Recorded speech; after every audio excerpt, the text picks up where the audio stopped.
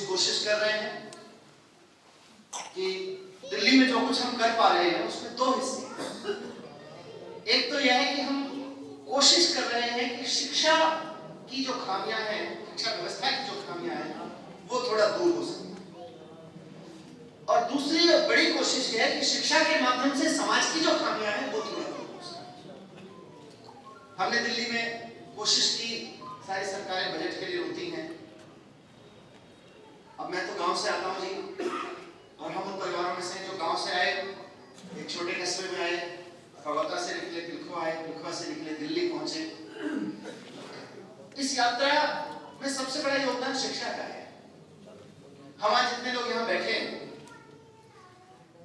अपना पराक्रम होगा, अपना पुरुषार्थ होगा, लेकिन साथ साथ हमसे पहले किसी एक पीढ़ी ने, हमारे पिताजी की पीढ़ी ने, हमारे दादाजी की पीढ़ी ने, हमारे परदादा की पीढ़ी ने, किसी एक पीढ़ी ने तय किया होगा कि यार हमको ना अपने बच्चे पढ़ाने, छज्जा बाद में बनवा लेंगे, कमरा बाद में बनवा लेंगे, मैंने बच्चे पढ़ाने। किसी एक स्तर पर आज शायद हमारे सामने वो संकट ना हो, लेकिन गांव में ठाकुर जैसे उस वक्त के बहुत छोटे कस्बों में रहने वाली पीढ़ियों के सामने ये संकट होता था। और ये संकट के समय बहुत क्रूशियल डिसीजन किसी एक पीढ़ी ने घर में लिया होगा, हमसे पहले की 1, 2, 3 पीढ़ी ने, कि साहब ऐसा करते हैं, घर में कमरा भी बनवाना है, या शायद साइकिल भी खरीदनी है, या शायद एक पशु खरीदना है, या शायद पड़ोसी का खेत खरीदना है, बाद में खरीद लेंगे, पहले अपने बच्चों को पढ़ा देंगे। ये किसी एक ने निर्णय लिया होगा, और अपने परिवार में चर्चा करके देख लीजिए, उस निर्णय की बदौलत आज हम कहां हैं। आज हम कहां बैठे हैं, 1, 2, 3 पीढ़ी पहले लिए गए उस निर्णय की बदौलत बैठे। संयोग से हमारे राष्ट्र के परिवार ने वो निर्णय लिया। हम कहते तो रहे कि हमें अपने बजट का जीडीपी का 6% एजुकेशन पे खर्च करना चाहिए, जीडीपी का 6% एजुकेशन पे खर्च करना चाहिए, लेकिन कहते ही नहीं, किया नहीं। राष्ट्र में एक परिवार है, सरकार उसमें परिवार में डिसीजन मेकर की भूमिका निभाती है। मैं एक पत्रकार के रूप में हमेशा इस बात पे अपने आप से सवाल पूछता रहा है, हमारे देश में एजुकेशन पे खर्च क्यों करते हैं, एजुकेशन पे खर्च क्यों करते हैं। तो जब हमें अरविंद केजरीवाल जी को मौका मिला, अरविंद केजरीवाल जी से मैंने कहा कि मुझे उन्होंने वित्त मंत्री भी बनाया और शिक्षा मंत्री भी, तो मैंने उनसे कहा कि आपका निर्देश क्या है, आपका मार्गदर्शन क्या है वित्त मंत्री के लिए, पहली बार बजट बना रहा हूं। तो उन्होंने एक बड़ी खूबसूरत लाइन कही जो आज भी मेरे कानों में इको करती है। उन्होंने कहा नहीं, बाकी सब ठीक है, करते रहो जो करना है, पुराना कैसे चल रहा है, आगे का कैसे चल रहा है। एक लाइन कही उन्होंने, और वो शायद पिछले 5-6 साल में जो काम हुआ है दिल्ली में शिक्षा में, उसका ब्रह्म वाक्य है कि अगर पुल बनाने में, स्कूल बनाने में किसी एक को चुनना हो तो स्कूल बनवा देना, बच्चे पढ़ लिख जाएंगे, स्कूल अपने आप बना। ये है और उस पर चलते हुए पिछले 6 साल से दिल्ली में एजुकेशन का बजट हम 25% रखते आ रहे हैं। हमने भी खर्चे काटे, जैसे मैंने कहा ना, किसी परिवार ने कर सकता, आज हो सकता है ना काट रहे हो अपने बच्चे पढ़ाने को, पर हमसे 3 पीढ़ी पहले किसी परिवार ने काटे होंगे, इसलिए हम आज इस स्थिति में बैठे हैं कि हम अपने बच्चों को आराम से पढ़ा पा रहे हैं। तो आज हमने तय किया कि कुछ खर्चे काट लेते, लेकिन उसको काट के पहले शिक्षा पे खर्च करते हैं, और उसकी बदौलत स्कूल बनवाए, स्कूल बिल्डिंग अच्छी की। क्योंकि आज दिल्ली में किसी मोहल्ले से निकला हुआ एक बच्चा तो जाता है बहुत शानदार प्राइवेट स्कूल में जिसकी बिल्डिंग 5 स्टार जैसी दिखती है। मैं जानता हूँ बिल्डिंग से पढ़ाई नहीं होती है, लेकिन बिल्डिंग आत्मविश्वास लाने का काम करती है, अध्यापक में भी और बच्चे में भी। और दूसरा बच्चा जाता है पड़ोसी का उस स्कूल में जहाँ होती बिल्डिंग में, जाले लगे हुए हैं, धूल उड़ रही है। तो हमने कहा नहीं, गरीब से गरीब आदमी के परिवार के बच्चे को भी बिल्डिंग अच्छी मिलनी चाहिए पढ़ने के लिए, अच्छी शानदार व्यवस्था। और आप सोच के देखिए, देश की राजधानी में, बाकी तो मैं टिप्पणी नहीं करूंगा, देश की राजधानी में 5 साल 6 साल पहले स्थिति ये थी, हम कहने को तो कहते थे भाई टीचर्स आए, महिलाएं भी आए। अब 8 घंटे के लिए व्यवस्था जिस टीचर को कह रही है कि आके हमारे बच्चों को पढ़ाइए, जिस लड़की को कह रही है कि आके हमारा बेटा पढ़ो, हमने तुम्हारे लिए स्कूल बनवाया है, उस स्कूल में टॉयलेट तक नहीं, टॉयलेट सड़ा हुआ है। 8 घंटे में उस महिला को कैसे कह सकता हूँ कि मेरे स्कूल में आके पढ़ा दो? 8 घंटे में उस लड़की को कैसे कह सकता हूँ बेटा पढ़ने के लिए आ जाओ, मैंने स्कूल बनवा रखा है तुम्हारे लिए? एक टॉयलेट तक नहीं, पीने को पानी तक नहीं, गंद बचा हुआ। धीरे धीरे धीरे करके उस तरफ ठीक किया। हमने शिक्षकों से बात की और एक चीज की, हमारे यहाँ शिक्षा सुधार की कई बार बात हुई देश में, मैं पत्रकार हूँ, चीजों को समीक्षा करके देखता हूँ, लेकिन जब जब शिक्षा सुधार की बात हुई तब तक शिक्षकों में कमी निकाल के बात हुई, तुम शिक्षकों तुम्हारे अंदर ये कमी है, तुम ये ठीक करो। हमने कहा मैं पूरे शिक्षकों पर भरोसा करता हूँ, हम अपनी सरकार की कमी ठीक करें। हमने सरकार की कमियां ठीक करने की कोशिश की, शिक्षकों को सम्मान दिया। जो पहले विदेश की ट्रेनिंग और सब के लिए आईएएस अधिकारी और मंत्री जाया करते थे, आज हमारे सैकड़ों हजारों शिक्षक जाके Finland, America, Singapore, Russia, Germany सब देशों में जाके ट्रेनिंग ले रहे हैं। हमने अपने प्रिंसिपल्स के लिए, यहाँ से पढ़े लिखे लोग बैठे समझ सकते हैं उस वैल्यू को। प्रिंसिपल होना एक बड़ा काम है, अध्यापक होने के साथ साथ एडमिनिस्ट्रेटिव लीडरशिप का काम है। हमने अपने प्रिंसिपल्स के लिए आईएम के साथ मिलकर स्पेशल ट्रेनिंग कराई कि साहब स्कूल लीडरशिप की ट्रेनिंग इनके लिए अलग से डिजाइन करो, गवर्नमेंट स्कूल का लीडर कैसा होना चाहिए, स्कूल लीडर कैसा होना चाहिए। तो वहां से निकला एक कारवां, धीरे धीरे चला। जिन स्कूलों का रिजल्ट पहले 80% का मुश्किल आता था, आज वो 98% लेके आ रहे हैं। जो स्कूल हमेशा प्राइवेट स्कूलों से पीछे माने जाते थे, आज दिल्ली के सरकारी स्कूल वो लगातार पिछले 4 साल से प्राइवेट स्कूलों से आगे रिजल्ट लेके आ रहे हैं। हमारे यहाँ कोई बच्चा हम जानते हैं थोड़ी सी मेहनत करता है तो दिल्ली में उसको भेजते हैं कोचिंग के लिए, कोटा भेजते हैं। यकीन मानिए दिल्ली में इस साल, पिछले साल जो रिजल्ट आया है, कई स्कूल ऐसे हैं जहां की 80 लड़कियों में से, 80 लड़कों में से 25, 30, 35 तक ने नीट का एग्जाम पास किया बिना कोचिंग। एक गवर्नमेंट स्कूल ऐसा है दिल्ली का भी हमारा, जिससे इस साल 5 बच्चे निकल के आईआईटी गए, उसके अलावा बाकी मिली कॉलेज को अलग। मैं इसलिए रख रहा हूं क्योंकि पीढ़ी खड़ी करनी पड़ेगी, 4-5 साल बोलना पड़ेगा। राजनीति में इत्तेफाक से तुरंत सबको कैश क्रॉप चाहिए। आज मैंने कोई योजना बनाई, कल मेरी वाहवाही हो जाए, परसों मुझे वोट मिलता है। इसीलिए राजनीति में कभी शिक्षा को महत्व नहीं दिया गया। लेकिन केजरीवाल जी, आदरणीय रामनिवास गोयल जी के मार्गदर्शन में हमने उसको प्रयोग के रूप में किया कि नहीं यार, वोट मिले ना मिले बाद में देखेंगे, पहले कड़ा दिन करके थोड़े स्कीम को कट करके लगाते हैं, एजुकेशन में पैसा लगाते हैं। आज रिजल्ट निकल रहा है सर, आज रिजल्ट निकल रहा है। मुझे नहीं पता हमारे देश में कितने बच्चे ओलंपियाड शब्द का मतलब समझते होंगे। नॉर्मल बात करो तो लोगों को लगता है ओलंपिक्स का गेम में भाग लेने की बात हो रही होगी, लेकिन आज दिल्ली के सरकारी स्कूलों के बच्चे मॉस्को में फिजिक्स और केमिस्ट्री और मैथमेटिक्स के ओलंपियाड में मेडल जीत के ला रहे हैं, तिरंगा लहरा के आ रहे हैं। तो ये कुछ करने की कोशिश की है, लेकिन मैं फिर से कह रहा हूँ, बिल्डिंग बनाने से पढ़ाई नहीं होती है, सिर्फ टीचर्स को विदेश भेज देने से या अपने बच्चों को अच्छे पासिंग मार्क्स ला देने से पढ़ाई नहीं होती है। देश बड़ा नहीं होता है, समाज बड़ा नहीं होता है। इसके लिए 3 छोटे-छोटे इंटरवेंशन हमने किए हैं, और मैं इसलिए कह रहा हूँ यहाँ पे इसका जिक्र क्योंकि यहाँ बहुत प्रबुद्ध लोग बैठे हैं समाज के, इसकी चर्चा समाज में होना जरूरी है। बिल्डिंग बने ना बने, पेड़ के नीचे भी बैठ के पढ़ सकते हैं। टीचर विदेश जाए ना जाए, अगर उसका और छात्र का संपर्क बन गया तो यहीं बैठ के पढ़ सकते हैं, कोई झंझट नहीं है उन चीजों में। असली चीज जो कोर ऑफ एजुकेशन है, उसमें 2-3 इंटरवेंशन किए हैं हमने, और मैं चाहता हूँ वो यहाँ समाज में स्टे करे, समाज की भी चर्चा का विषय बने। कल चर्चा का विषय बनेगी तो परसों राजनीतिक डिमांड बन के रहेगी। वो ये एक तो हमने दिल्ली के स्कूलों में हैप्पीनेस करिकुलम शुरू किया है। हैप्पीनेस करिकुलम हमारी भारत की पुरानी परंपरा रही है। हम 16 लाख बच्चों को रोजाना 5 मिनट बैठ के, हमारे स्कूलों में रोजाना 1 पीरियड पहला हैप्पीनेस क्लास का होता है, और उसमें 5 मिनट क्लासरूम के अंदर बैठ के, वहां प्रेयर वाला मेडिटेशन नहीं, क्लासरूम के अंदर बैठ के टीचर और बच्चे 5 मिनट मेडिटेशन से अपने स्कूल की शुरुआत करते हैं। और उसके बाद कुछ हैप्पीनेस भारतीय चर्चाएं, भारतीय जो चिंतन रहा है उस पर आधारित कुछ चर्चाएं, कुछ एक्टिविटीज वैसी होती है जिससे बच्चों के अंदर कॉन्फिडेंस आ रहा है, जिससे बच्चों के अंदर रिस्पेक्ट आ रही है। उस हैप्पीनेस क्लास की एक सक्सेस मैं बताता हूँ आपको। मैं पूछता रहता हूँ बच्चों से, साहब ये हैप्पीनेस क्लास बंद कर दें क्या? बेकार की चीज हो गई, आप तो मैथ पढ़ने आए थे, आप तो साइंटिस्ट बनोगे, हैप्पीनेस बंद कर दें क्या? तो बच्चे कहते हैं नहीं जी बंद मत करना। तो मैंने पूछा भाई फायदा बताओ मुझे। तो एक बार ऐसी पेरेंट्स की मीटिंग में मैं बात कर रहा था, तो उन्होंने बोला, एक मदर ने मुझे बोला कि सर आप जानते नहीं है, जब से आपकी हैप्पीनेस की क्लास शुरू हुई है ना, हमारा बच्चा स्कूल से आता है, आप सोचिए गरीब परिवार की माँ क्या बोलती है, हमारा बच्चा जब स्कूल से आता है तो क्लास में आके पूछता है, घर पे आके मम्मी कहती रहती थी बेटा खाना खा ले बेटा, इतना राउडी मूड में रहता था। लेकिन ये हैप्पीनेस क्लास 1 साल की करने के बाद उस बच्चे के अंदर मेडिटेशन और ये सब करने के बाद उसके अंदर इतना परिवर्तन आया है, घर में आके पूछता है, जब मैं कहती हूँ बेटा खाना खा ले, वो आके पूछता है मम्मी आपने खा लिया? और सिर्फ पूछता नहीं है, गरीब परिवार के लिए देखिए कितनी बड़ी चीज है, परिवर्तन है उसके परिवार के रिश्तों में। वो जाके अंदर जाके किचन में चेक करता है कि मम्मी प्यार में तो नहीं करके खा लिया, बचा हुआ है मम्मी के लिए। ये रिश्तों में पकड़ आती है, इससे खुशी आती है। आईआईटी की डिग्री शायद हम भी दिला देंगे और भी बहुत लोग दिला रहे हैं। हम देश में पहली बार नहीं आईआईटी की बात कर रहे हैं कि बच्चे आईआईटी निकल गए। इस देश में आईआईटी में गए हैं जब से आईआईटी बनी है बच्चे। लेकिन एक परिवार का बच्चा माँ से आके पूछ ले कि माँ तेरे लिए बचा हुआ है क्या, और जाके माँ जब कहे कि हाँ बेटा बचा हुआ है चिंता मत कर, तो किचन में जाके चेक कर ले कि माँ प्यार में तो नहीं कर रही है, लाड़ में तो नहीं कर रही है, और खत्म तो नहीं हो गया घर का खाना।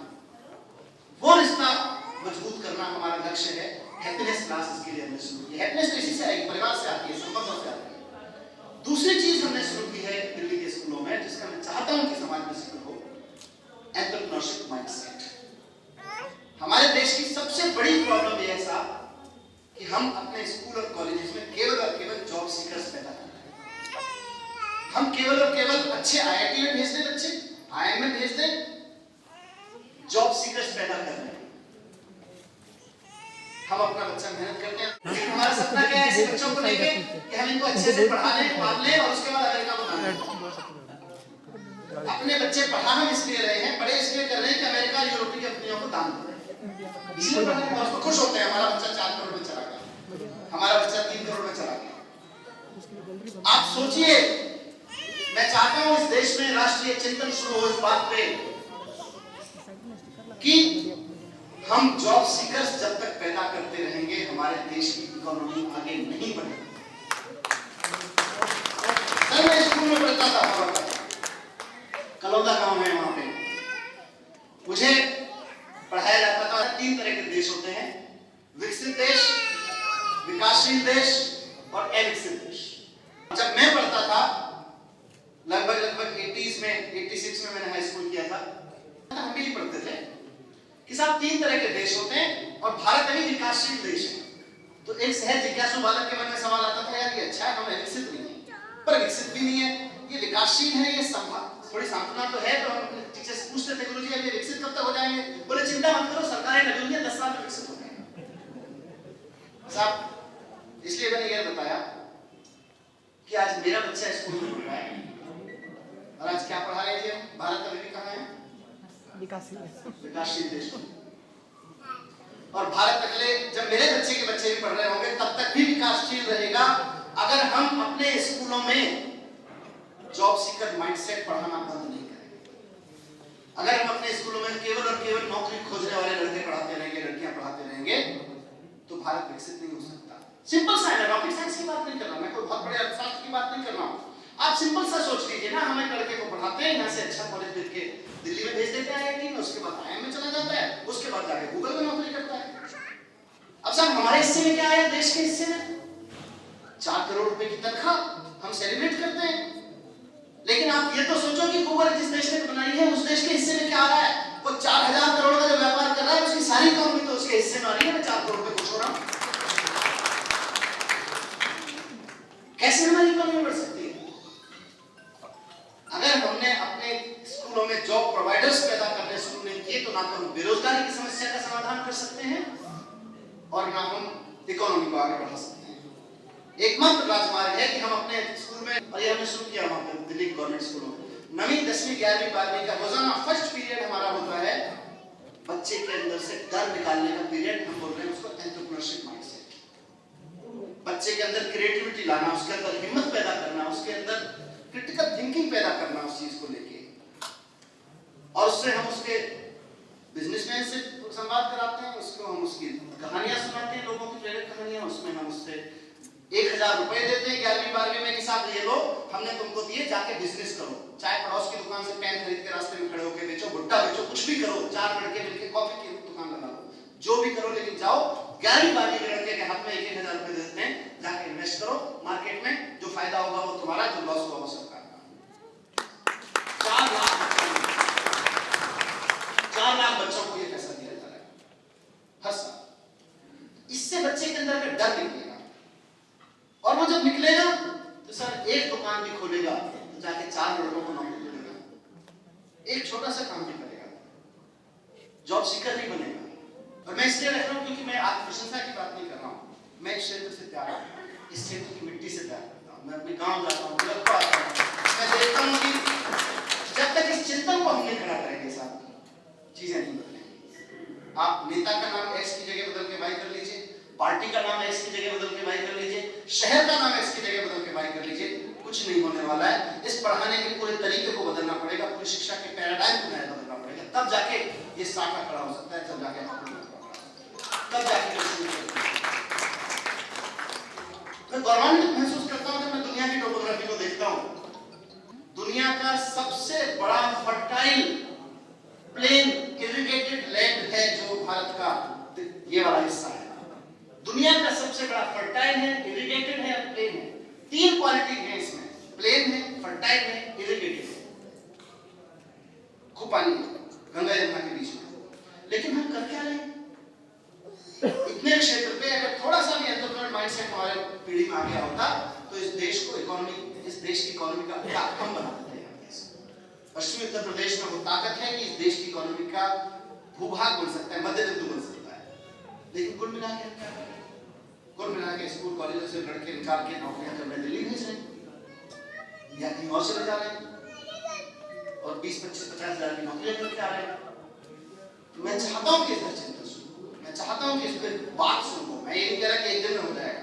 दिल्ली में भी 5 साल में सब कुछ खत्म नहीं हो गया, अभी बहुत कुछ करना बाकी है, बहुत कुछ करने की जरूरत है। आखिर मैं आप सबके बीच में एक सपना छोड़ के जा रहा हूं क्योंकि जिस पवित्र आत्मा के आज हम अमृत महोत्सव में शामिल हुए हैं, उनके जीवन पर लिखी गई किताब के विमोचन के अवसर पर शामिल हुए हैं, अगर उनको सही मन से श्रद्धांजलि देनी है तो एक सपना देखना बहुत जरूरी है। और वो सपना आपके बीच छोड़ के जा रहा हूं। मैं उम्मीद करूंगा कि आप में से कुछ लोग उस सपने को लेकर जाएंगे। और वो सपना ये है कि आज हमारे हापुड़ में, पिलखुआ में, दिल्ली में हर जगह ऐसे परिवारों की कमी नहीं है जहां बच्चा थोड़ा सा भी आगे पढ़ने लगता है, थोड़ी आर्थिक क्षमता है तो लोग सोचते हैं यार मेरा बच्चा थोड़ा सा आगे बढ़ जाए तो मैं ना इसको हार्वर्ड में पढ़ने भेजूंगा, सोचते हैं ना, ऑक्सफोर्ड में पढ़ने भेजूंगा, कैम्ब्रिज में पढ़ने भेजूंगा, जापान में पढ़ने भेजूंगा, ऑस्ट्रेलिया में पढ़ने भेजूंगा, सोचते हैं। कल्पना कीजिए कि ऐसा दिन आ जाए कि अमेरिका के किसी देहात में बैठा हुआ परिवार बात कर रहा हो, हमारी थोड़ी सी जुगाड़ लग जाए ना तो हापुड़ के उस यूनिवर्सिटी में पढ़ जाए। हमारे हापुड़ में हार्वर्ड क्यों नहीं हो सकता?